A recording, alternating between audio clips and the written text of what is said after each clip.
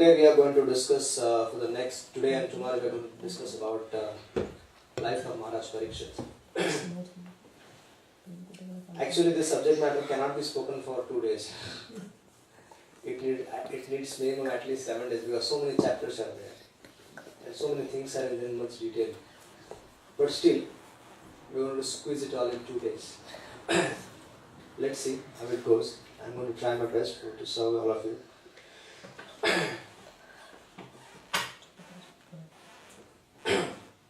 This is one of the pastimes which I like most. I'm inspired by the life of Maharaja Parikshita. Because how Maharaja Parikshita, he was destined to die in 7 days. But before the death could come to him in the form of a snake bird, he perfected his life and went to the abode of the Lord. So, as a human, as devotees, we also have to aspire for the same.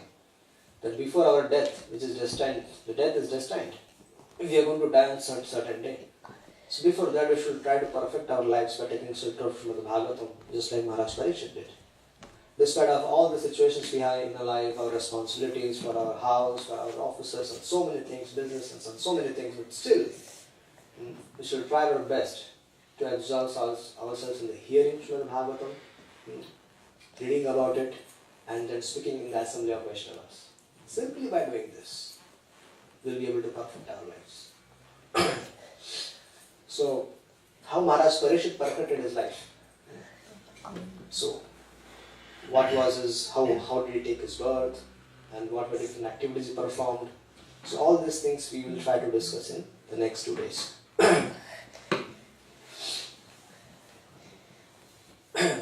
Ashwatthama, he okay, let us go to Naimisharanya first. This discussion of Srimad Bhagavatam which we are having is from the assembly of Sutta and Shaunaka Samvad. Sutta Goswami, he was very fortunate that he got an opportunity to hear Srimad Bhagavatam sitting in the assembly of Maharaj Parikshita and Shukadeva Goswami. When Shukadeva Goswami was narrating Srimad Bhagavatam to Maharaj Parikshita, he made sure that he called Sutta Goswami and he made him sit next to him. And so that he can also hear the message very nicely, as attentive as Maharaj Parikshita. Because Shukadeva Goswami knew that he, Sutta Goswami, is going to go and describe the pastimes, the same pastimes which he had heard to the rishis of Naimisharanya. So Sutta Goswami was very fortunate. Maharaj Parikshita heard and he departed for the abode. But Sutta Goswami was so fortunate that he heard and he got an opportunity to repeat it as well. So, these sages of Naimisharanya, they are performing a great sacrifice for world peace. So this agenda for the world peace is not a new thing. I mean, previously also the sages, they used to think, world peace means they used to think of people in general, overall humanity. So sometimes we feel that these people that talk about world peace, what is this world peace? So the devotees also didn't understand the reason. But the sages of Naimisharanya were performing this sacrifice for world peace. Because when the Brahmanas, when they perform sacrifice, then there is peace. On its own, it transforms the heart of the people. Because the sacrifice is performed of Vishnu, and if Vishnu is satisfied, then Vishnu, who is residing in the heart of everyone, also becomes satisfied and they become peaceful. So, sages of Naimisharanya were performing a 1,000-year-old sacrifice. For what purpose? For world peace. But they were suffering themselves when they were performing the yajna, ha, ha, ho, ho. They were suffering themselves. And they are thinking, they are not peaceful, how the world will be peaceful? So within their hearts, they are all praying that somebody, Krishna, they are praying to Lord Krishna, please send somebody who can help us here, the nectarian Srimad Bhagavatam. And at that very moment, Sutta Goswami arrived there. Unless and until we pray for Sadhu Sangha, we have to desire to receive association of great devotees. Desire. Our Krishna conscious life is, we don't desire for sadhu sangha. We desire for so many things, but we don't desire for sadhu sangha. We don't desire for Krishna prem. So we have to pray every day to Krishna. In our home we serve the deities. So what should be our hankering? If we don't hanker for Krishna praying, if we don't hanker for sadhu sangha, then we will hanker for what? For some mundane things. So our hankering has to be directed properly. And if we are praying every day to Krishna for receiving his association of premi bhaktas, then our hankering is directed properly. And so when they saw Suta Goswami, immediately they stopped their sacrifice.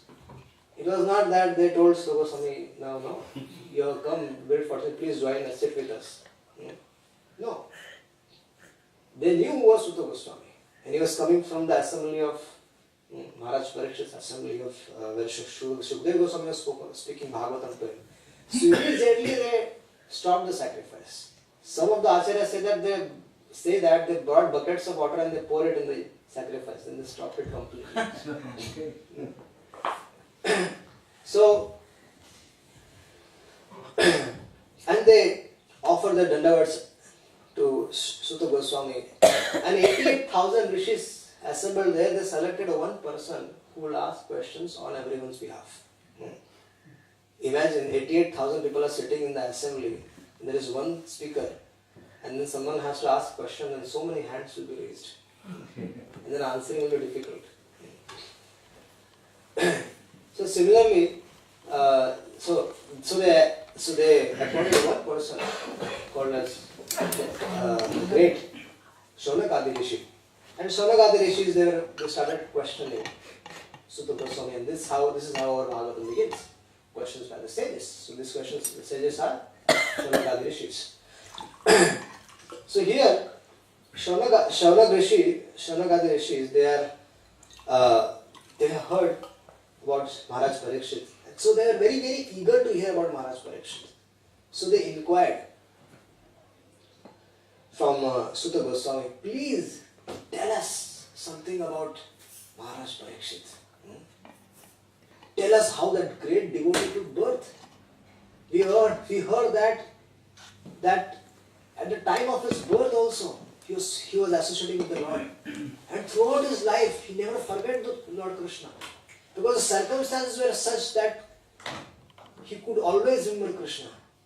And how did he leave his body? How did he meet the great Shukdev Goswami?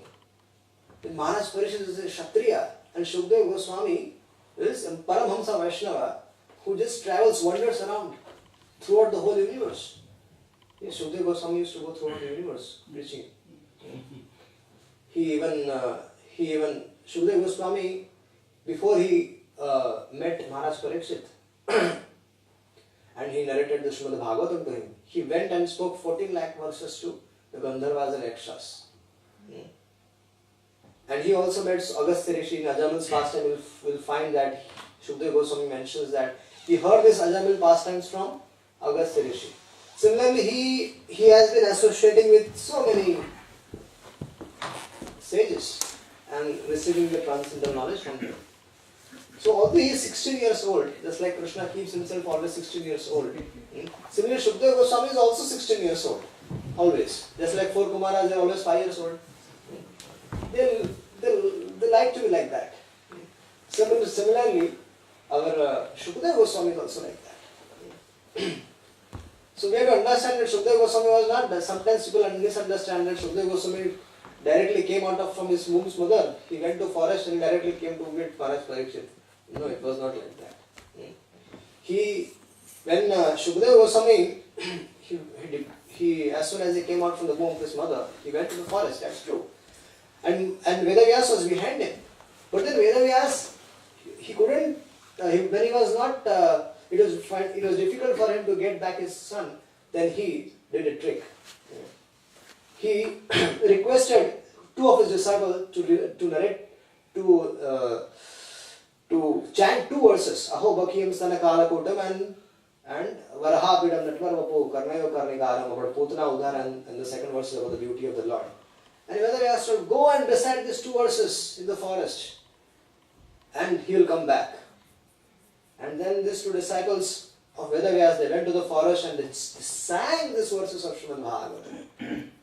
And when Shukadeva Goswami heard, Shukadeva Goswami was in Brahmananda, and he heard, who is that person who is giving the position of a mother to a person who is going to come and kill him. And then he heard the beauty of how Lord Krishna wears his blue karnika flower, how he wears the yellow garment, and how he wears Vaijanti Mala, and how he dances, and how he plays his flute. And Shukadeva Goswami came back and he said, asked his father, who is this person? Tell something about him. Tell him more. And Vedavyas said down. It's 18,000 verses. And Vedavyas, he spoke the entire Srimad Bhagavatam to Shukadeva Goswami. So, Shonagadi Rishis, they are inquiring from Sutta Goswami, how and when did this union happen between Maharaj Parikshit and Shukadeva Goswami? And I heard that there were so many sages sitting in that assembly. So please narrate these pastimes. And then Sutta Goswami, hearing the inquisitiveness, seeing the inquisitiveness of the sages, Sutta Goswami, he began to speak. Emperor Yudhishthira was, you have to understand that Parikshit Maharaj's life is connected with the Pandavas. So Emperor Yudhishthira, he was ruling the entire world. And he was treating his praja, treating his citizens like a son. So this is the responsibility of the king, that he should see his citizens like their son or daughter. So this is how King Yudhishthira Maharaj used to rule, and he had no personal ambition in his life. He was selflessly doing this service of being a king and serving people. Why? What was the reason? Because he was a devotee of the Lord. So the devotee of the Lord is compassionate, and he wants to serve others for the benefit of others. If you see, if a king is a devotee, then the whole situation changes. We see a huge difference in India, especially when in the time Narendra Modi has become the PM of India. We can see a huge difference in the consciousness of the people and how that people are. I'm not saying that they all become Krishna conscious, but yes, at least the awareness of God has increased certainly. People are happy that we have a king who is very pious and he is God conscious. Our Prime Minister, he worships the Lattu Gopal every day. Yes, he worships Lattu Gopal every day. He has a small deity. He is from Gujarat, so Gujaratis, they are naturally inclined towards Krishna consciousness because of Vallabhacharya's mercy. Vallabhacharya's mercy, he established Lord Krishna in the hearts of all the Gujaratis. So it becomes very easy for them. It becomes easy for devotees to preach in Gujarat because they easily become Krishna conscious. So Ashwatthama, he was so Yudhishthira Maharaj was ruling like this, but then Ashwatthama was still there, and he was envious, and he wanted to kill all the Pandavas and Maharaj Parikshit. So Ashwatthama once he sent 6 Brahmastras, 5 directed towards the Pandavas and 1 which was directed towards the womb of Uttara. So 5 Pandavas, they were not ordinary people, great personalities.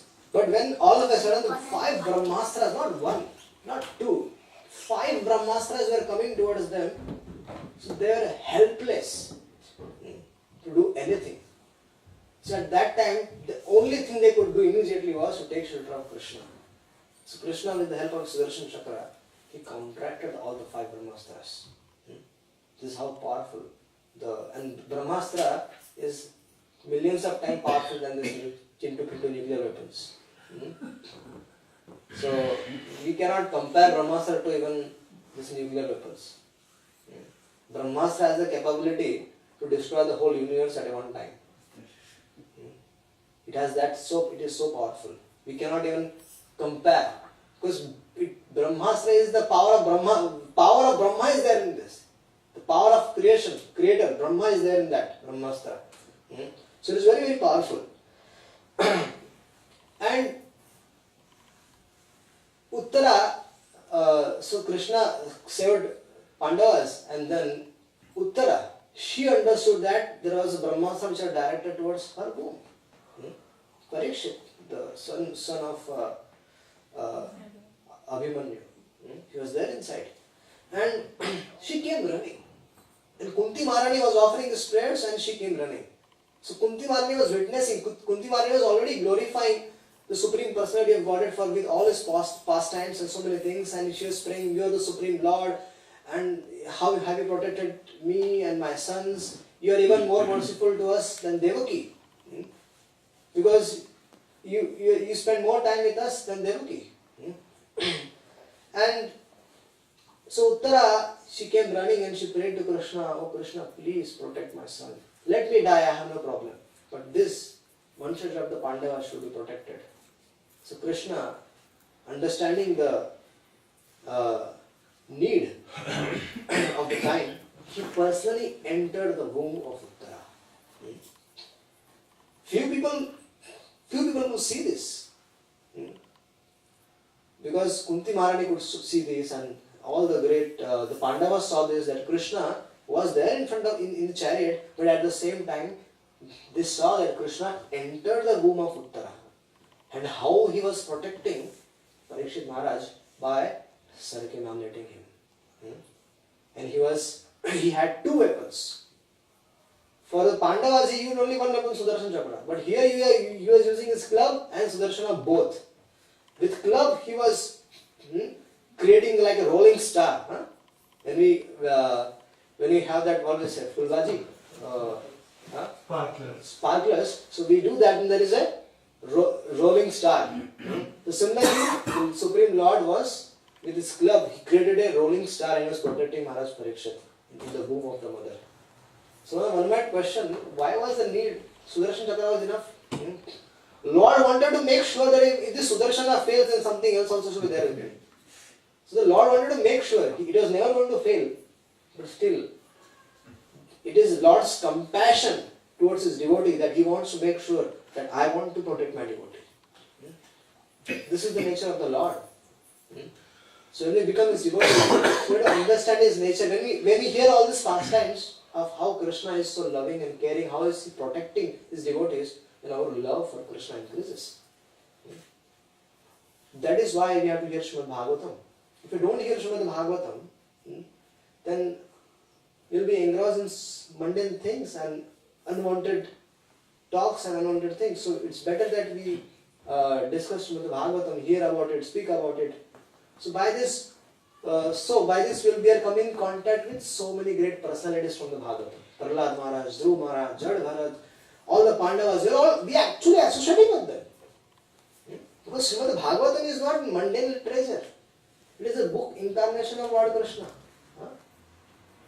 It is life. This is Krishna in the form of a book. And the magic of Srimad Bhagavatam is, the miracle is that we can enter the pastimes of the Lord through Bhagavatam. Bhagavatam is a door to enter into the pastimes of the Lord. So if you take shelter from Srimad Bhagavatam, absorb ourselves in hearing, reading and speaking, then we can see the pastimes. So, Parikshit Maharaj saw Lord Krishna in the womb. And he saw how the Supreme Lord was transcendental. Although he was a thumb high. He was not very big. He was just a thumb high. But Parikshit Maharaj saw that he was very beautiful. He had a very blackish, ineffable body. And he wore a dress of lightning yellow and he had a helmet of blazing gold. And he also saw how the Lord was enriched with 4 hands, earrings of molten gold, and his eyes were red with anger. How can somebody dare touch my dear devotee? So he was very angry. He was like Narasimhadev. He was very, very angry.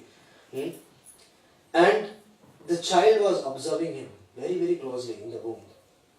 It is not that a child is unconscious. The child is completely conscious of things inside the womb of his mother.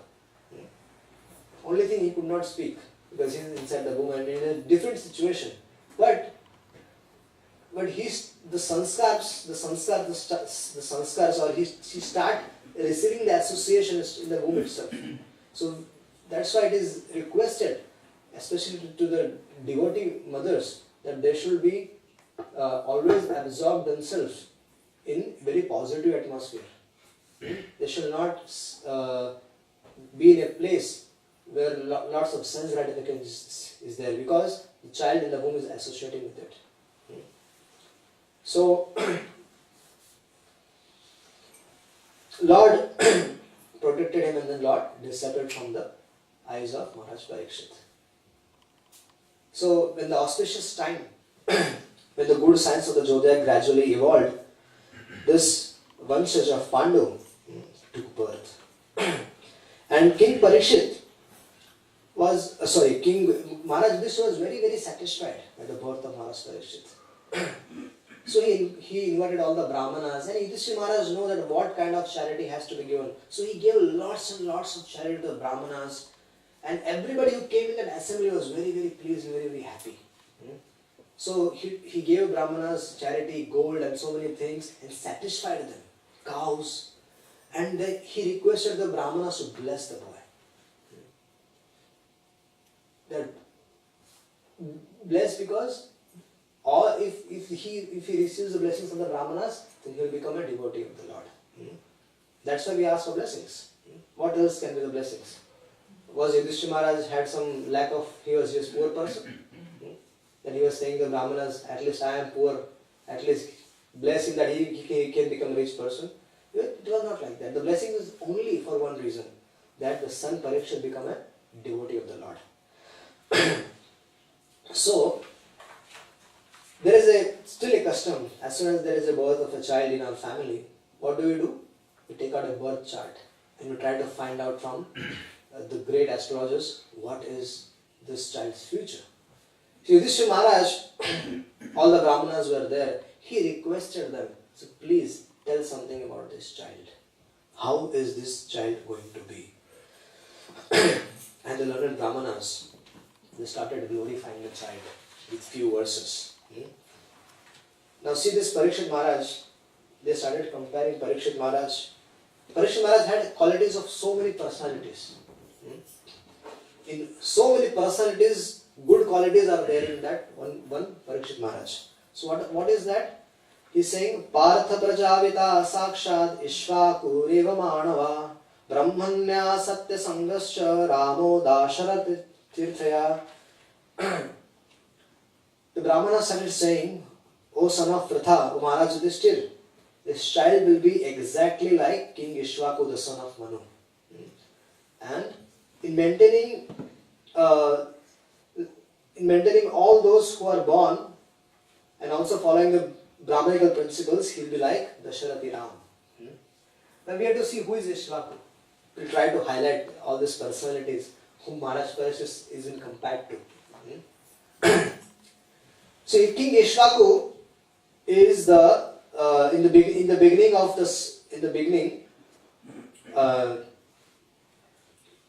the Vedic literatures were taught in the Vedic literatures are taught in the higher planetary systems also. It is not that it has been forced on us personally.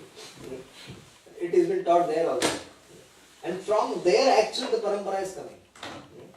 So it was initially taught to sun god, and sun god gave it to Vaivasvata Manu, and Vaivasvata Manu gave it to his son Ishvaku.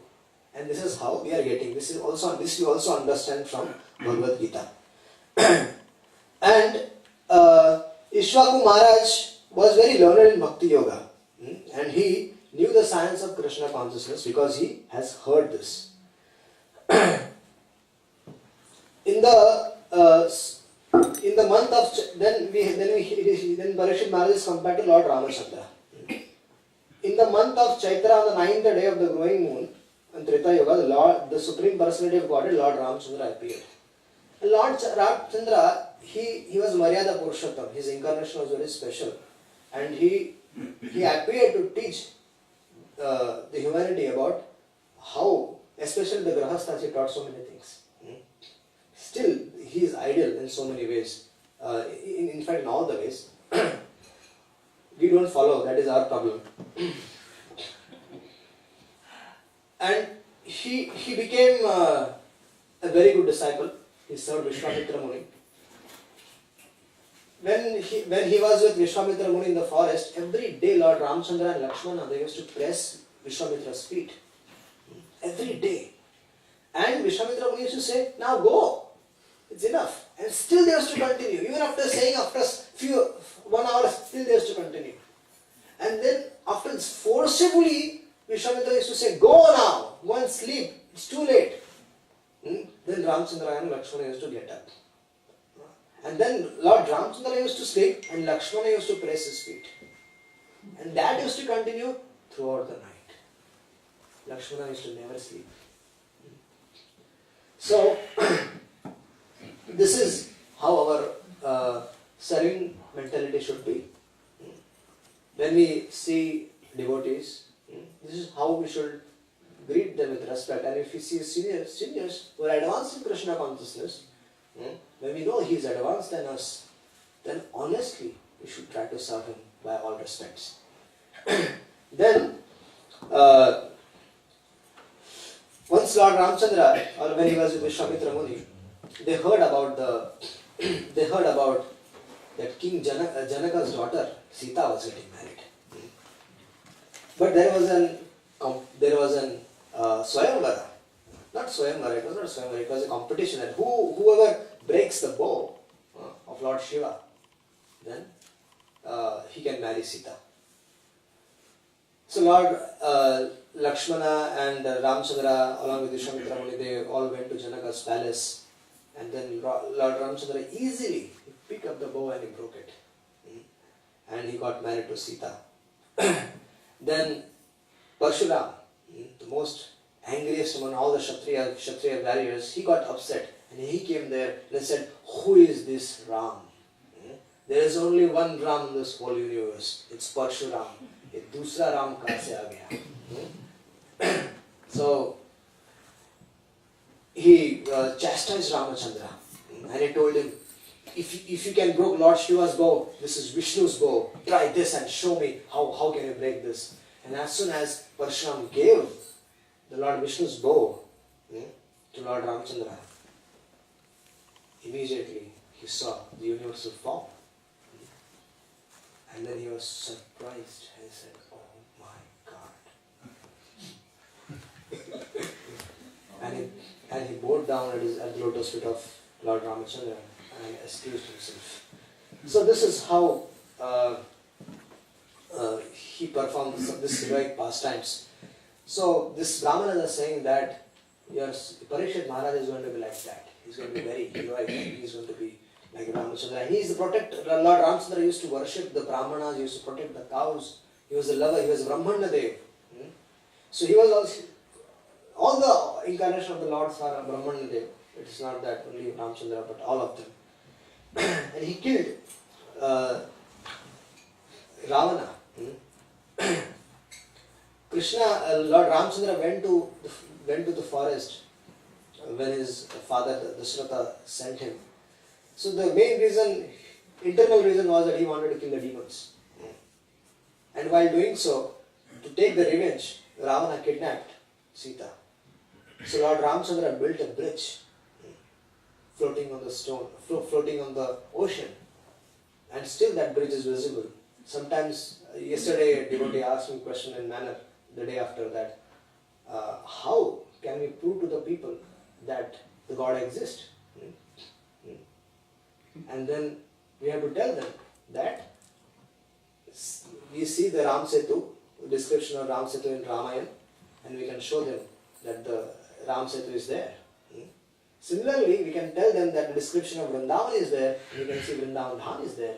A description of Dwarka is there, and we can take them to Dwarka. It will be a little expensive to take them, but we can take them to prove them. So we can see this, all the manifestations of scripture, the spiritual places we have mentioned in the scriptures are there.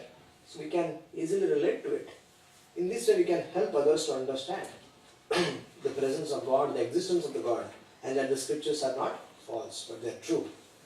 Then this Brahmanas were saying, Esha data sharanyascha yata hoshi nara shibi yasho vini vitin vinasvanam doshanti river yajvanam. So now, Parikshit Maharaj has been compared to Shibi. Who was Shibi? Shibi was one of the generous donors. He used to give everything. So once the demigods tested him, Indra, he became eagle, and Agnidev became a pigeon. He became a pigeon. And they pretended that eagle was chasing the pigeon. And pigeon was very afraid, and he took shelter of Shibi Maharaj. And as soon as the Kshatriya kings were so compassionate, even though they were Kshatriyas, they were king, but they had such a soft heart that whoever comes and surrenders to them, they used to immediately give shelter.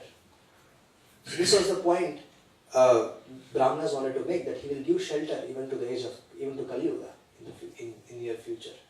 This is how compassionate he was. And he'll give him a place in his kingdom also.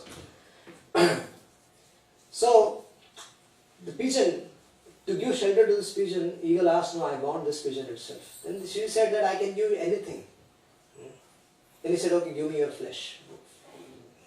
So let's wake this pigeon, and whatever wake comes, you can give me that amount of flesh, and I'll be happy with that. So Shibi Maharaj started giving the flesh from his thighs, from his hands, from his head, from his stomach, everywhere. And still, this pigeon's weight was still not equal to the flesh. So then Maharaj Shibi, he offered himself, and then things were equal. And seeing this, the demigods were very pleased, and they started showering flowers on Shibi Maharaj, saying that, wow, what a great personality. We heard about his glories, but now we have practically seen. So Shibi Maharaj was, and he was also the friend of Yayati Maharaj. He was also the very close friend of Yayati Maharaj. He was such a close friend that he got the abode of heavenly abode because of the results of all his pious deeds, and he wanted to offer all that to his friend Yayati Maharaj, but Yayati didn't accept it.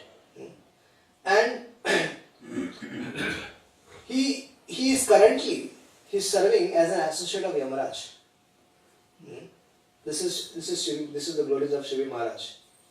Then when Maharaj Parikshit has been compared with Bharat. So there are few Bharats which are famous in this universe. One is the Bharat of Lord Ramchandra, Bharat. Then we have second Bharat as a son of King Rishabha Bharat. Third we have is the Maharaj Dushyant's son Bharat. And even my son's name is also Bharat. So the earth, previously this whole planet was named after Rishabh's son Bharat. But there is a confusion. Some say no, it was Dushyant's son Bharat. But it is not. There cannot be any possibility like that, because before the son of Rishabh's Bharat took over the entire world, it was called as Ilavrata Varsha, and then it became the name as Bharata Varsha. So Dushyant's son Bharat also was not less powerful. When he was a small kid, he was born to the celestial beauty, Shakuntala, the famous beauty. Her beauty was like the Apsaras, and she was more beautiful than the Apsaras. So Maharaj Dushyant fell in love with her, and Bharat was born. But because of the curse of Kanva Muni, he forgot. He didn't take care of the son. And so Bharat grew in the forest. And he used, just like the small boys that play with the toys, Bharat Maharaj used to play with lions, tigers and elephants. So he was that powerful. So these Brahmanas were saying that your son Bharat is going to be, your son Parikshit is going to be like that powerful like Bharat. don't try and imitate. Don't send your son to test in the zoo. Dhanvinam agrani resha tulyashchurno dvayo hutasha iva durdarsha samudra iva dustara. Amongst the great bowmen, the child will be as good as Arjuna, and he will be irresistible as fire, as unsurpassable as the ocean. And he has been compared to Arjuna. Now, there are two Arjunas famous in the history. One is Kartavir Arjuna, and second is Pandava Arjuna. And both are as powerful, the great warriors, great Kshatriyas. And Srila Prabhupada writes that the Brahmanas are comparing him to both of them, not one of both of them. So we'll discuss about Pandava Arjuna.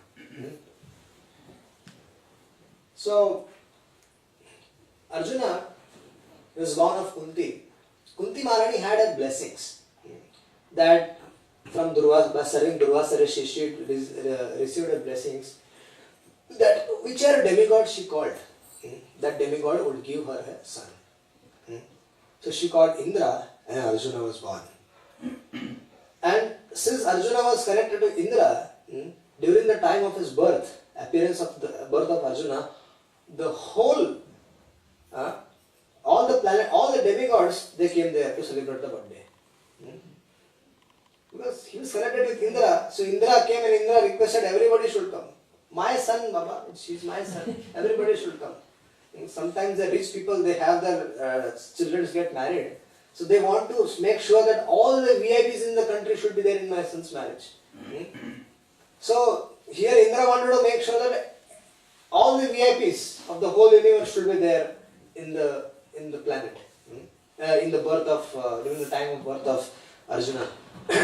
And he made that all the apsaras which used to dance in the Swarga, they were dancing in that assembly. So this was in such a luxurious birthday. Then Arjuna, gradually he himself married 4 wives, Draupadi, Subhadra, Chitragandha and Ulupi. Do not try to imitate this also. And he got 4 sons, Shrutakirti, Abhimanyu, Bhabru Vahana and Iravan. And Arjuna, when he was as a student, he was so studious in the sense of that even in the night he was practicing his archery. He was so studious.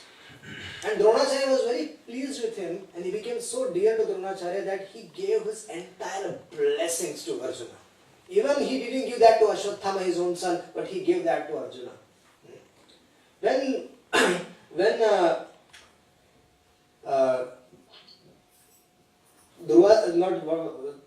what was the name of the guru of Brahaspati? When Brahaspati, he was attacked by Bali Maharaj. At that time, Indra thought that how did Bali come to life? And then not only is Bali come to life, but I can see Bali has become very powerful. At that time, Brahaspati said to Indra that forget about victory now. Don't even play the match. Just accept the defeat. And let's run away from here. He said, why Gurudev, what happened? You can see, I can see 2 Shukracharyas. One Shukracharya himself is there, and then Shukracharya himself has bestowed all his powers in Bali Maharaj. And this time Bali Maharaj has become very, very powerful. And nobody, even the supreme personality of Godhead, cannot defeat him. Why? Because the Brahmana is pleased with him. So here Dronacharya was pleased with Arjuna. So much pleased that he put all his strength in Arjuna. That how Arjuna was that powerful. And Dronacharya gave Arjuna the science of Brahmastra also. And he told that in the future you will have to use this against me. He predicted already. He said, Gurudev? He said, yes. In the future, there will be a fight between you and Duryodhana. And people will sideways. The whole world will be, what till when we have time? 9:30, right? 9:30. Yeah. So Arjuna was very, very powerful. Once Dronacharya was attacked by a crocodile. He was taking a bath and he was attacked by a crocodile. So Arjuna, by the strength of his archery, he killed that crocodile, and Dronacharya was very pleased and he gave him very special blessings. And then gradually, Drupada Maharaj, he was not so good friend of Dronacharya. Initially they were, but then later on they had some fights. So Dronacharya told Arjuna, go and kidnap Drupad. He even sent the Kauravas, but it was not possible for them. So he sent Arjuna. And Arjuna single-handedly went and he captured Drupad Maharaj, and Drupad Maharaj fell at the feet of Dronacharya. Still, this Drupad Maharaj was very, very pleased with Arjuna, seeing his heroic efforts, that if he can kidnap me, then certainly he is the most powerful. And Dronacharya is very powerful, so he thought of having a friendship with Arjuna. And so he decided that he will marry Draupadi, his daughter, with Arjuna. So he thought of this. But then he got the news that all the Pandavas, including Kunti, they got burned in Lakshyagraha. So,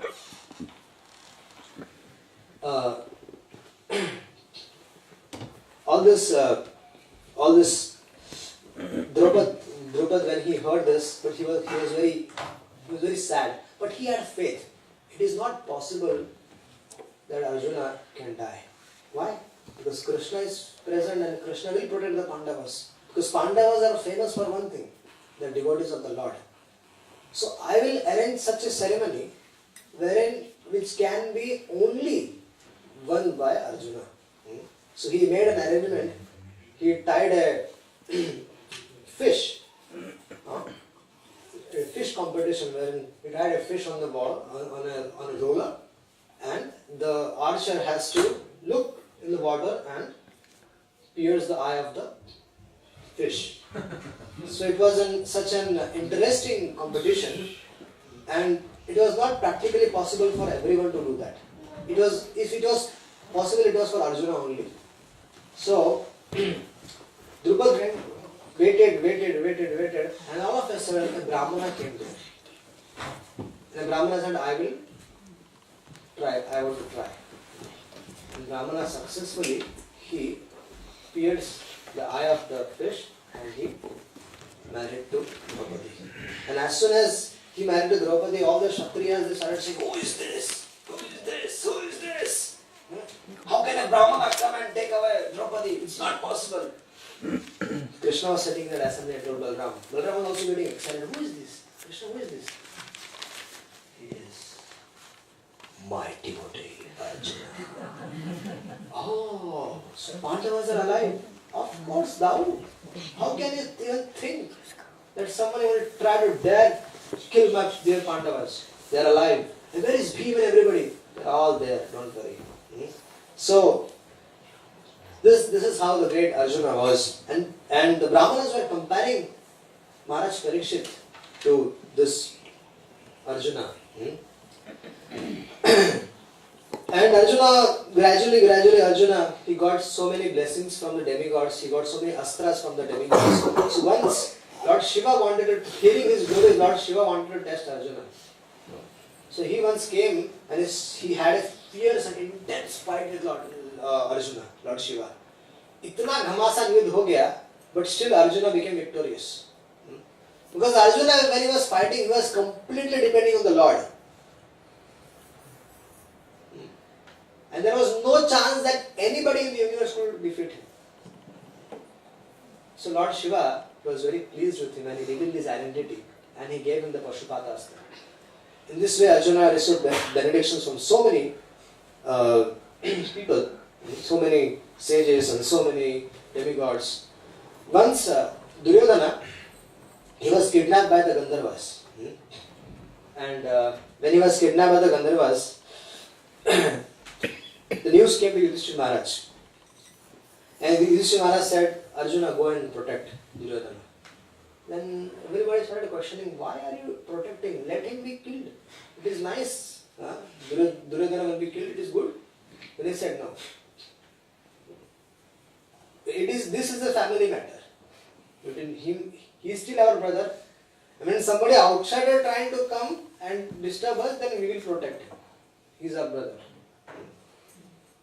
So you can see that we might have differences. This is what is he showing us? That we might have differences amongst each other, but we should be still together. Differences is there. Everybody difference. See, big thing. If he wanted, he could have allowed Gandharvas are powerful enough to kill Duryodhana. But then he said, Arjuna, son, I want Duryodhana alive. Get him and kill. If he wanted to kill all the Gandharvas, kill all of them. But Duryodhana should not be killed. So this is how we should. This all these things are there in our scriptures, so that we should learn our dealings, general dealings. Sometimes the people have misunderstanding that the scriptures is a story is very, very old. What relevance it will have here today? But all the scriptures are written for the age of Kali. Even in the Bhagavatam, there are stories, there are incidences which are from previous ages, but still they are presented in such a way. Their conclusion is presented in such a way that will benefit people in the age of Kali. So this is how is the glories of Arjuna. And then the Brahmana is saying that this child Parikshit will be as strong as a lion and as worthy as a shelter of like Himalayan mountains.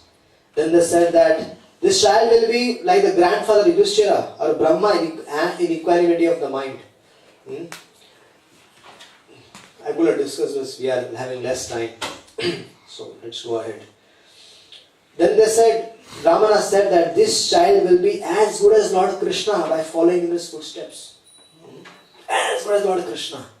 In magnanimity, he will become like a great king as Rantidev, and in religion, he will be like Yati. So, following in the footsteps of Krishna means he will be Sarva Guna Sampanna.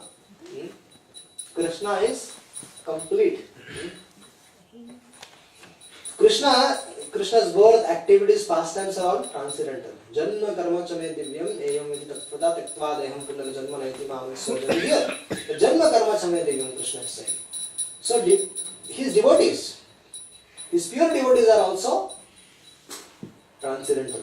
Janma karma chame divyam. Even for them also, Maya cannot touch them. Just like Maya cannot stand in front of Krishna, and Maya even doesn't come in front of Krishna. So similarly, the Lord's devotees, pure devotees, not devotees like me or all of us. No, it's not like that. We are pure devotees who are coming from the abode of the Lord, like Pandavas, like Dhruv Maharaj, Prahlad Maharaj, and all this. So they are unaffected, like Shukdev Goswami. They are unaffected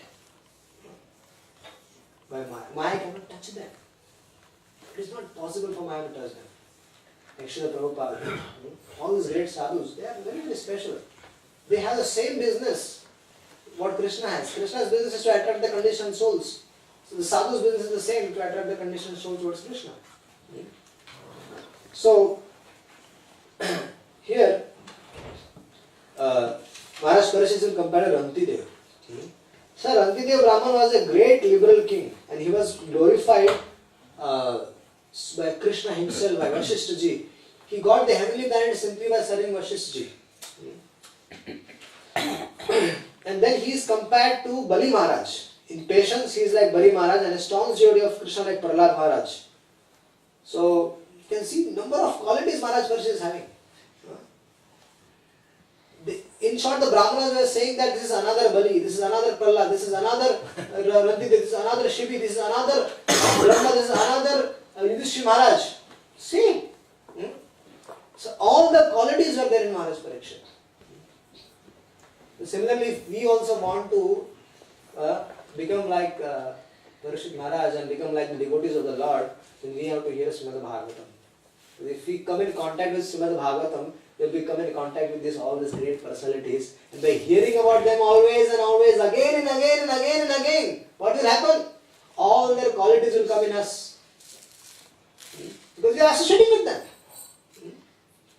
The person is known by what association he keeps. So if he is keeping the association of Srimad Bhagavatam and all the great personalities from the Bhagavatam, then he will become a Bhagavat. Then he will become a Bhagavat. So then, when Yudhishthira Maharaj he heard all this beautiful narrations and glories of Parikshit Maharaj, he was very, very pleased. And he offered tremendous more wealth to all these Brahmanas for glorifying. But the Brahmanas, they also said few things more. They said that at the time when he is going to leave his, at the time of his death, he will be cursed by a Brahmana, and then he will take shelter of the son of Vyasa Shukadeva Goswami. And by hearing Srimad Bhagavatam, before the death will come, he will perfect his life. This will be the glories of your son Parikshit Maharaj. So Parikshit Maharaj, when he was in the womb, he saw Lord Krishna. So when he came outside, he was watching each and every person. He looks, is he the same person to protect him? No. Is he? No. Is he? So he was doing Parikshan. That's why his name became Parikshit. So he was always looking for Krishna. Gradually, Yudhishthira Maharaj was ruling very nicely the whole world, and Maharaj Parikshit was growing. So, it is said that after the war, Yudhishthira Maharaj actually refused to accept the kingdom. When the Kurukshetra war was over, Yudhishthira Maharaj said that I have killed so many people, so I should not be taking the kingdom.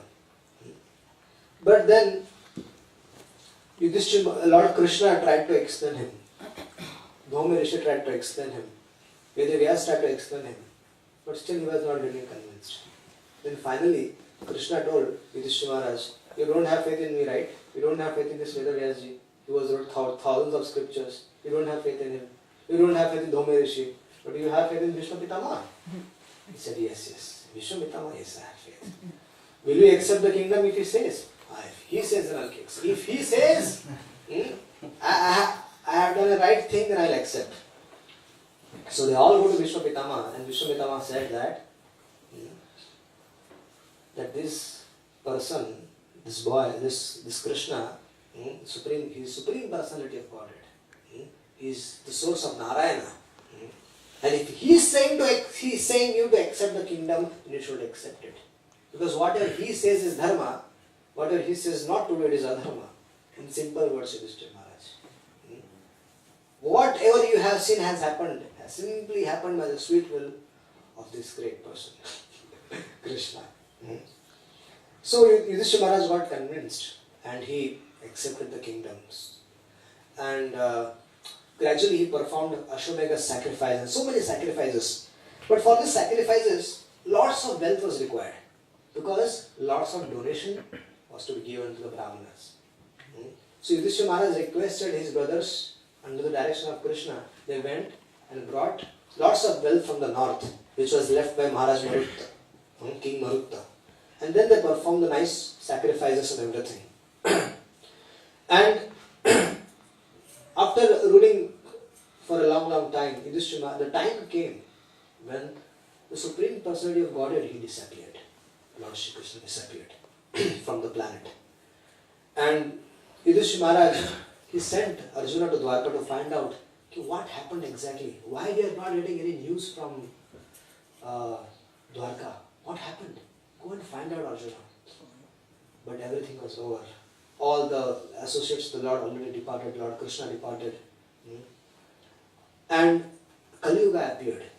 And Yudhishthira Maharaj could see the symptoms of Kali. When he understood that Krishna has left the world, then he said there is no point of continuing with the life. So Yudhishthira Maharaj prepared himself to quit.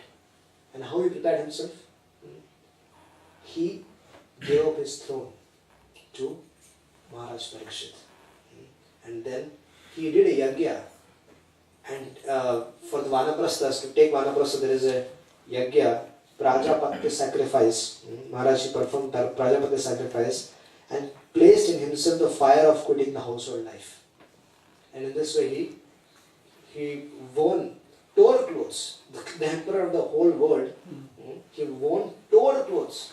And he grew his hair so that nobody can recognize him. His beard and so many, and he started roaming like a mendicant. And he proceeded towards the north. And Yudhishthira Maharaj, in this way, he went to the abode of the Lord. Now, when Yudhishthira Maharaj left in this way, other brothers also they followed the path of Yudhishthira Maharaj. They did the same thing. Then gradually, even Vidura, who was on the pilgrimage, he also left the planet. And Vidura went and became the Yamraj again. He was Yamraj himself. So he went and took back his office after spending good time with the devotees. And then Draupadi, she found that all my husbands are departed. So she and Subhadra also, she followed the path of their husband and perfected their lives. So it is said that the Pandavas actually, they attained the supreme kingdom of the Lord with their own bodies. I mean, in short, that same bodies, it became, they went, like Tukaram Maharaj. Actually, the body could have got transformed into a spiritual body. And so, Maharaj Parikshit became the emperor of the whole world, and he started ruling the whole world. And it was Kali Yuga already started, and symptoms of Kali were already dominated everywhere. But Maharaj Parikshit was so special that because of imagine Lord Krishna has departed. Pandavas are gone. So it was obvious that Kali should be very powerful, but no, it wasn't. Because of Maharaj Parikshit's presence, he was ruling so beautifully that the Kali was not getting a space to enter the lives of the people. So Kali is like he enters our life in so many ways. We'll discuss that tomorrow, how Kali disturbs us. So, Maharaj Parikshit, he accepted Kripacharya as a spiritual master for general spiritual master was Shukdev Goswami, but for general guidance. How should one rule the kingdom, in what situations what should be done. So for that he took shelter of Kripacharya. So Shaunakadi Rishis, when they heard all these things, then they inquired that why did Maharaj Parikshit, he left Kali alive. He should have killed him. What was his reason? And when he saw that Kali Yuga was mistreating bull and the cow, which were representing Dharma and the earth, then they should have been immediately killed. What was the reason why Parikshit Maharaj gave some space to Kali? What was the reason? So they inquired this, and then Shaunakadi Rishis were saying that don't worry, please narrate all these pastimes in great detail. Because you know who is with us? Yamraj is sitting with us. So because Yamraj is sitting with us, no one is going to die. All are Chirayu. So you can just continue.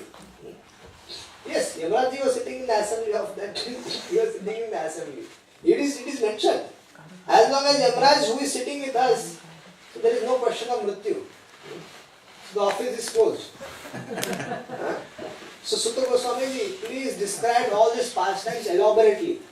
We have lots of time. So Maharaj Parikshit, when he saw the symptoms, he started seeing the symptoms of Kali Yuga. Kali Yuga was still trying to manifest himself by so many ways. So,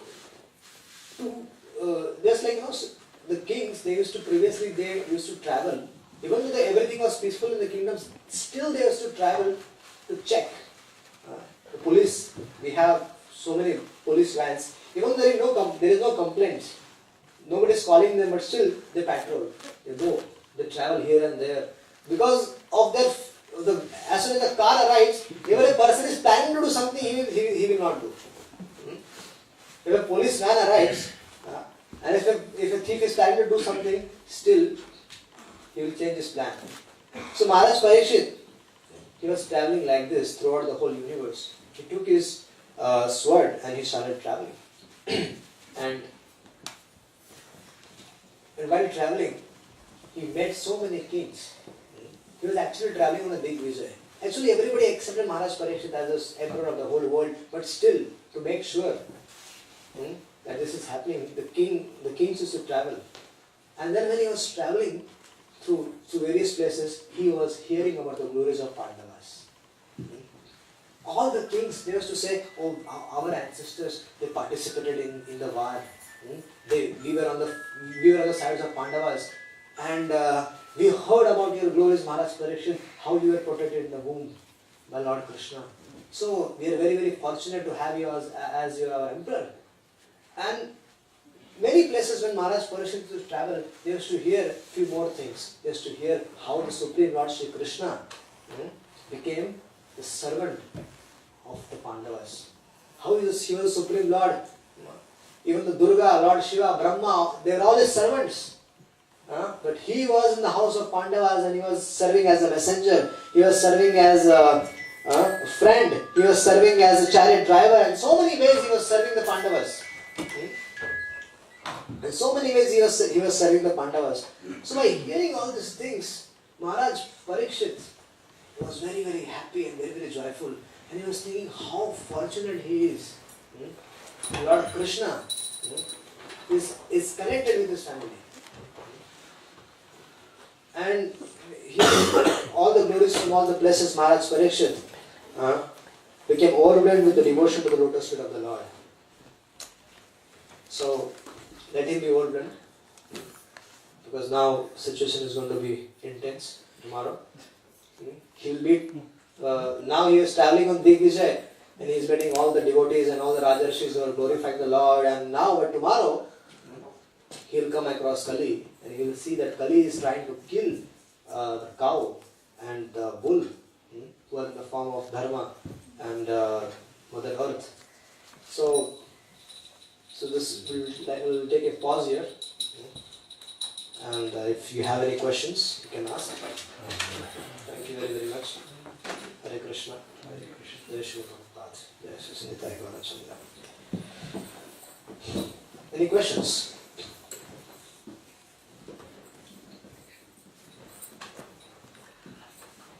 Questions? I think it's too many. Very clear. When there are no questions, then there is only two reasons. There is Oh, there is a question. Either you have understood everything or you have nothing. We fall on the first class. Thank you very much, Prabhu. Very nice lecture, very nice Bhagavad Gita. Prabhu, you are saying advanced devotee. Means how we know this is advanced devotee like that? We have to pray to Krishna to give us the qualification to see advanced devotees. First thing is that devotees are devotees. They have perfected their lives. They have already did a big thing by surrendering to Krishna. There will be some faults, but they are still devotees. And now, seeing who is an advanced devotee, we need a special vision for that. We need an adhikar for that, a qualification to see such Mahatmas, to see such Mahajanas. So that qualification will be given to us by Krishna. Only Krishna will give that qualification. Then I often give this example that in a government there is a department like CBI department. They investigate things, and that department has some agents or some officers, and nobody in the state know who are these officers. Very difficult to find out. Because they are appointed by a very secret agency of the government. So they are there in the state, but nobody knows. They are undercover. Similarly, the associates of the Lord, they are on the planet. but nobody can know them. So how will this? How can one see a special agent of the government if he himself become a part of the government? Huh? Then he will come to know. Oh, ये भी agent है.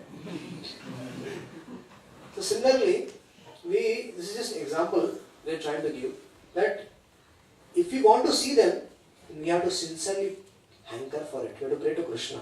Krishna, please keep me always in the association of your great devotees. See, if we sincerely pray to Krishna like that, not just once or twice. ऐसा नहीं कि एक बार बोल दिया तो हो गया, हाँ देख लेंगे भगवान. No. It has to be an everyday effort. Every day when we bow down to the Lord, every day that prayer should be that, Krishna, please, I want to develop prema bhakti for you. And it is only possible if I meet a premi bhakta. Please give me association of your premi bhaktas. And then if you are sincerely crying, then Krishna, who is there in your heart, is noting everything. And when he sees the level of sincerity, then he will reveal. Either you will come to that sadhus or sadhus will come to you. Hare Krishna. As Guru. Yes. But sometimes we are not getting association of our Guru. So then what is the option? Because we need training. We as devotees, we need training. So, and what training is, we need some discipline. So who will discipline? So we need a liberated soul to discipline us, to guide us, to engage us as per our adhikar, to help us overcome our anarthas, overcome the obstacles which are in the heart, and then help us and engage us in the loving service of the Lord. For that we need a pure soul.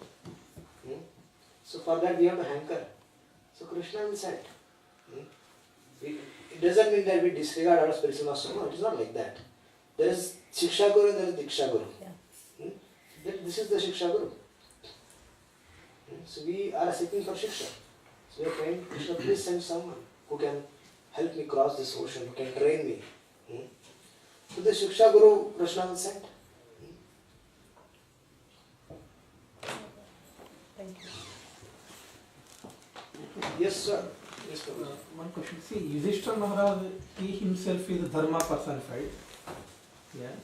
And as you mentioned, Krishna told him to take the kingdom, and other great souls also said. So it means what exactly is his relation with the Bhishma Dev, so that he accepts only Bhishma Dev's words? What is the relation between them? Though other highly elevated souls are there, and Krishna himself is also there. Thank you for asking this question, Prabhuji. Very nice question.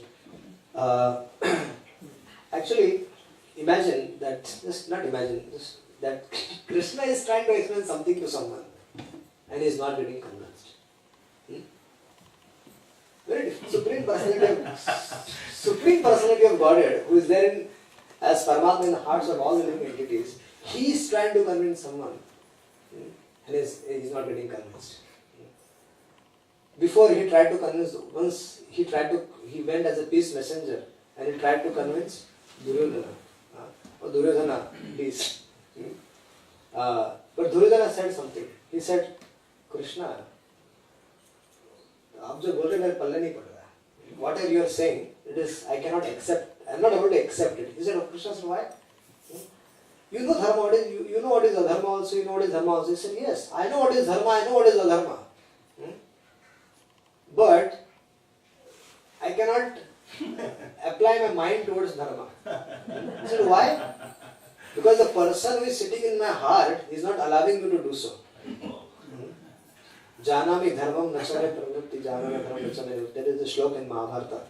The same was the case with Yudhishthira Maharaj, that Krishna was trying to explain to Yudhishthira Maharaj and convince him, but he was not getting convinced to accept the kingdom because Krishna, sitting as Paramatma in his heart, was not allowing him to accept that. Because he wanted to glorify Bhishma Pitamaha. Why? Because Bhishma Pitamaha, throughout his life, he was spending time with Kauravas. Though it was Krishna's desire that Bhishma Pitama should be in Kaurava should fight against him, so that he should get some Vidya Rasa. So, to establish now time has come that war is over, everything is over, Yudhishthira Maharaj is the king now, he will become the king now, but to establish the glories of Bhishma Pitama to the whole world, Krishna devised this. He didn't allow Yudhishthira Maharaj to accept what he was saying himself, even Vedavyas. Now, who is, forget Krishna, Vedavyas, who wrote all the scriptures, everything. If Vedavyas is something saying to us, something he was saying, Baba. But he was trying to convince Yudhishthira, Yudhishthira was not getting convinced. The only reason was Krishna wanted to establish the glories of Bhishma Pitama. And Bhishma Pitama is one of the Mahajans. He is not an ordinary soul. Now time has come that before he leaves, his glories should be spread everywhere. So, and Bhishma Pitama knew, as per time, place and circumstance, what is dharma. He knew everything. So, Krishna made this plan and he took him to Bhishma Pitama. And then Bhishma Pitama spoke elaborately on various subject matters, various dharmas. And who came to witness Bhishma Pitama's class? So many Brahmarshis, so many Rajarshis from all over the universe, they came there. The assembly which was there in the Parikshita Maharaja assembly, most of them, they are also there in that assembly. And where Bhishma Pitama spoke elaborately, and then he glorified Supreme Lord. So this is how it was arranged by the Lord. Any other questions? Clarification on Parikshit Maharaj being saved in the womb. In some places it says that actually the Brahmastra did hit him and died, but then Krishna brought him back to life again. So which one is correct? What Bhagavatam says is correct. Bhagavatam, Krishna says that he circumambulated Parikshit Maharaj with the 2 weapons. So, and he protected. If Brahmastra is coming hitting someone, it is actually dead. He is died. What is left? If I pick a gun and I direct it towards someone, and it is actually that he is going to die now. It's what we will say, Mar gaya to abhi. He is dead. He is not died, but what he will say? Who is dead? Mar gaya. He has not even shot a bullet. But what will you see? That he has died now. So that's so people's way of presentation are very different. But they say now that Krishna brought him to life. So yes, Parikshit Maharaj was hit by Brahmastra. So who will be protected from Brahmastra other than Krishna? So Varjan is the one that Krishna protected Parikshit Maharaj in the womb of mother. He protected, yeah. The essence is that he protected. Krishna protected his devotee. Any other question? Thomas, you raised your hand while class was going. Your question was answered? It's actually just want to mention actually the scientists now, the checked the Sri Lanka that the Ramachandra's bridge, and actually they found reminiscence of the stone, in the form of stone or something, small stones, and they now concluded that should be more than few thousand years old and stuff like that. And then the thing is, well, and the thought that also concluded, who could build, that kind of bridge of that age, a few thousand, 3,000, 4,000 years ago. So we're like, well, it's true, but as far as that bridge that the Ramachandra was in Satya, no? Yeah. So it's kind of, well, still, but still, well, something was happening. The scientists it will take them a while to understand, but it was the glories of the holy name. On the one stone they used to write Ma, and the other stone they used to write Ra, and they used to put them together and they used to stick Rama. So with all stones they did the same. And this is how the the bridge was built. There is one in Hanumanji and all the big monkeys, Jaman and all who has capacity to bring big stones. So they used to travel to Himalayas and other places to bring these big stones. So once Hanumanji was carrying this Giriraj Govardhan, and while he was passing by, he was also bringing, and Giriraj was very happy that I will be engaged finally in the service of the Lord Ramchandra. So while he was passing over Brajmandal, the Devatas informed him that they got a message on wireless that the bridge is complete. Isko ye rakh do. So Hanumanji kept him down, and Giriraj was very upset. He said, "Oh, Hanumanji, you are a devotee. You should understand that you are associating directly with Ram. I should get something." And he said, "Don't worry. This is all arrangement of the Supreme Personality of Godhead. That you will be worshipped here as this is Vrindavan. This is not an ordinary place. This is the birthplace of Lord Krishna, pastime place of Lord Krishna. The Supreme Lord Sri Krishna will lift you for 7 days and 7 nights, and you will be always witnessing the dust. You will always be getting the dust of cowherd boys, the calves, the cows, and the gopis. So this is the best place for you. So be here." So this is also one of the things connected with that. Okay. So, in this day and age, people hardly get time to hear and read Srimad Bhagavatam, especially when they see 18,000 verses, Yes. this thick book, my God, when do I Yes. finish, this long purport, So, they come to the temple and they take with the prasad, they hear, like we all hear, and how do we, get to that firm determination to sit and read Srimad Bhagavatam? How do we get that? Actually, there are two problems with studying of Bhagavatam. First is the vastness of the literature, like what you mentioned. The literature is so vast that you start with first canto, first verse. We heard a good class today and said, "Yaar, Bhagavat padhna chahiye."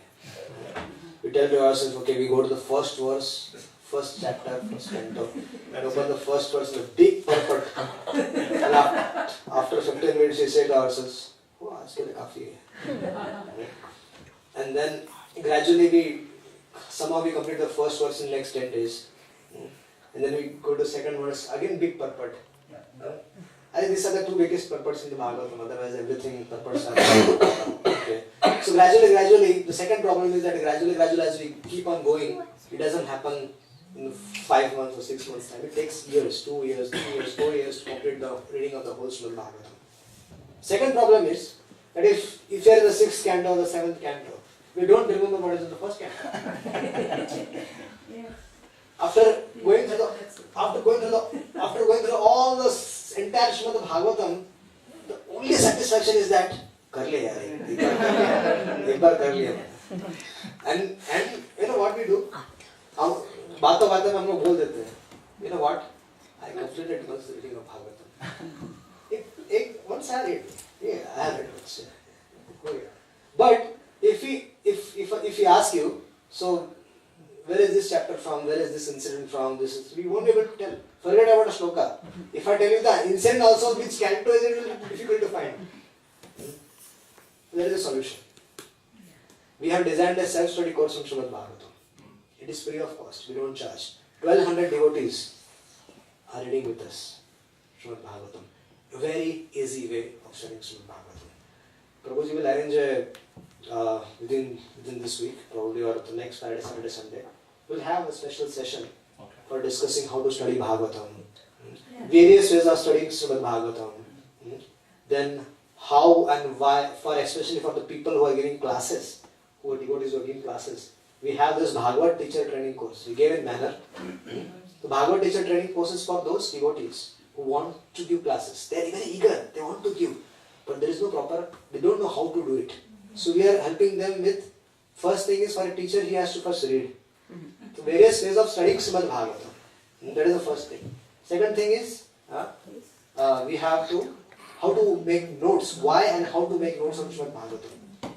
You have to give a class sometimes our classes are very spontaneous. We're giving a Bhagavatam class, but when you come to the class, we're not prepared. But we give classes, very nice classes, but the subject matter is not from Bhagavatam, it is from somewhere else. We start classes, we recite the verse, we read the purpose and everything, and we start. And we start. And we don't know where we are. And after that, we see that the time is up now. So then we bring our talks, somehow we conclude with the. So this will neither help us nourish, neither it will help the devotees nourish. That's true. Because giving classes is a seva, it's a service. Because people are, like devotees are coming here, we invite people come here, they invest their time, they invest their money, so they should get proper nourishment. Yes. Right? Yeah. So devotees who are giving classes, it is very important that they should prepare nicely. And how will they prepare when they study nicely? So that's why we have various ways of studying Srimad Bhagavatam. Choose your way and study. We are giving so many options. And then how to give a class on one verse. We give this training, how to give a class on various ways of giving class on one verse. And if you are eager to give seminar, like we are presenting here, how to give a seminar for 3 days or 5 days, 7 days on a subject matter from the Bhagavatam, we are presenting. Take it. So all these things we can discuss if all of you are merciful on me and allow me to serve in this way. So we can have a session. Yeah, sure. I just need a 1 hour session. That's it. For giving this Bhagavad Teacher training course, wherein we will discuss studying, also giving classes, everything. Yes, sir. The short of the class, when you started today, as I said, I've only got this much time. Huh? When you started the class today, and your time is limited, Yes. that's where the difficulty starts. Because the shorter you have to make, more condensed, the more wise and relevant it is. At Prabhupada, you could give the essence within 20 minutes. Yes. So to be that good, you have to be very realized. Prabhupada gave 20-minute classes because the people will not digest that.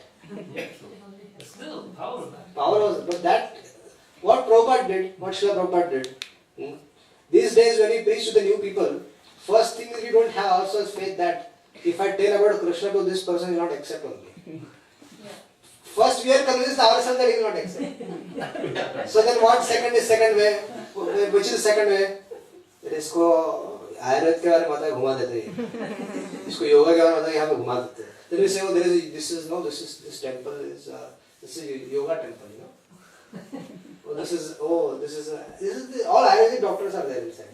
You go, everybody will say all Ayurvedic doctors, and they come here, we talk about something else. So Prabhupada didn't say like that. So what Srila Prabhupada did, you know, when Srila Prabhupada went to the West, he didn't compromise or anything.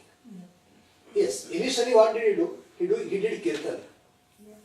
He did kirtan very nicely. He got some few souls attracted towards kirtan. Then he fed them prasadam. And then gradually when he knew that these people have faith in me, so he said, now let me talk about Krishna. So he spoke from Bhagavad Gita, he spoke from Bhagavatam, he spoke from Chaitanya Charitamrita in the first year. There are classes from Chaitanya Charitamrita also. To newcomers, he spoke from Chaitanya Charitamrita also, which is a postgraduate study, we say postgraduate study. But Srila Prabhupada presented to newcomers. So, we have to simply follow him, not imitate him. Follow him. By doing what? By simply, our business as a devotee is to simply glorify the Lord. So let's simply glorify. The Lord's glories are so powerful, and so potent that it are enough to attract the conditioned soul's attention towards Krishna. Only thing we have to do is simply glorify. I was in Germany and one of the temples and I had to give a Sunday class. So they told me that all newcomers are there, Prabhuji. She speaks something else. I said something else to hoga nahi. I cannot speak something else. So I'll speak straight. So president was sitting, but I spoke straight. All were newcomers, and I spoke general philosophy. I spoke on Putana, Bhagavatam, and president said heavy class. And then after the class, the question and answer started, and all the newcomers poured up with so many questions. This is called Athato Brahma Jigyasa. They are asking about Krishna. Yes, their questions were not like devotees, but they are inquiring about Krishna. And so they got convinced. Some of them came with the camera also. I want to record.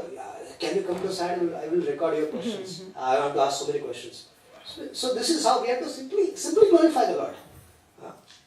And see the power of glorifying the Lord. भगवान के कीर्ति और यश को गाना चाहिए. उसमें इतनी शक्ति है भगवान की कीर्ति और यश में कि वो बद्ध जीव को आकर्षित कर लेगी अपनी तरफ.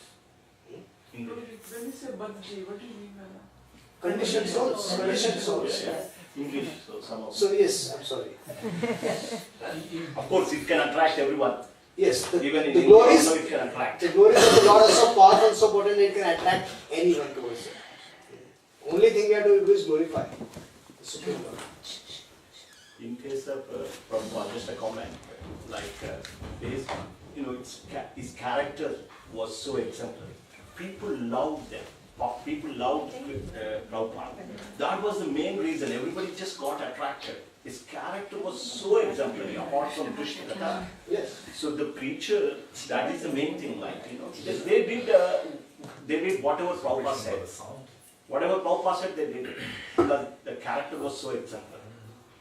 Yes. Achar Prachas. Yes. So when we speak about the glories of the Lord, we'll have to read it. Yeah. So when we have to read it, then we will come to our senses that, oh, Sudarna chahiye apne ko. So we will, when we come in contact with Bhagavatam, the transformation will start happening. And when we speak, then more transformation will happen, more purification will happen. So simply by glorifying the Lord, so many things should be achieved. And then when we see that we are preaching, then we will say, no, I have to behave like this. Because I am preaching about the Lord, about so many nice Vaishnavas, about the Pandavas, about Janavardhana, Dhruva Maharaj, Prahlad Maharaj, I am talking and preaching. So I have to follow. I have to become like them. So that will, on its own it will come. Naturally it will come. Yeah. Sadhana, we should perfect our sadhana also first. This is sadhana only. Exactly. This is sadhana only. Chanting holy Yes. names and everything, then Yes. true. So on its own everything will come. That when you are teaching others, 16 माला जप करो. और कैसे जप करो? Attentive. So we have to be attentive. True. Hare Krishna. Bhartimataji, sorry, Gaurav, you raised a question. I want to, I'm but sorry. you started answering all the Oh. questions. But I exactly feel the same way. That I want to read the Bhagavatam, so I start reading the Bhagavatam. I'm reading it. By the time I finish Canto 3, I've forgotten. Oh, so what was Canto 1? That completely.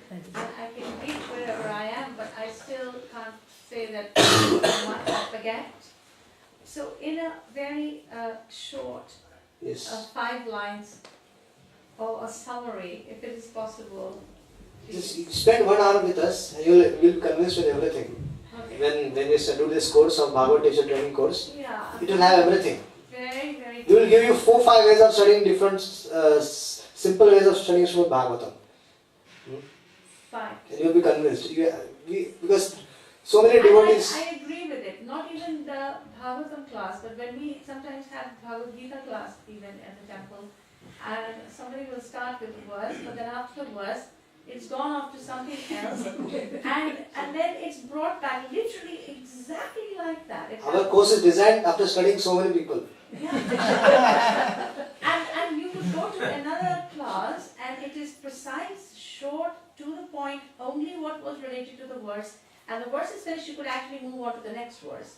I much prefer that way, rather than, you sit on one verse, you will have 5 stories. Some of the stories are related, some of them are just personal experiences, but they have no relation to it. It is just to entertain the crowd. Yes, I met some very big, some big devotees. I used to meet them when I was designing. We were designing this Bhagavad Teacher training course.